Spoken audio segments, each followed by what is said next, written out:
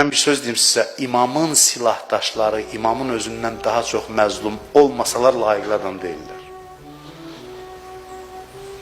313 nəfər imam zamanı yanında adam var, yəni 313 qurbanlığı var. Bütün hədəfləri öz üzərinə götürür zərbələri.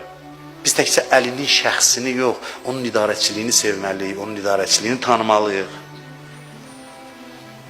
İmamı hələ qoyaq kənara, bugün bəzi adamlar var, bir söz deyir, cəmaat narazı olan kimi deyir ki, filan ruhani deyib, çəkildi kənara, yəni onu vurun.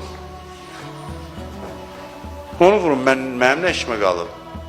Bir də var, yetdiyə özü məntiqlə onu müdafiə eləyə, faktiki olaraq o zərbədən onu qoruya.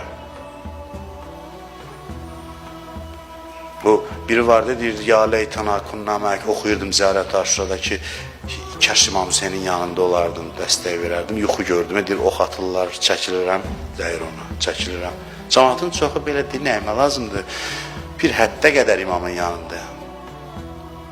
Bu da başlayır, özü meydana girir, meydana girib, tək başına bir adam ədalət icra eləsə necə olar? Düşmənçiliyi, hamısı kin ona yönələr, nifrət ona yönələr. Özü yüngül olar, əstəğfurullah, zəifləyər, hər sözü özü danışmağa məcbur olar.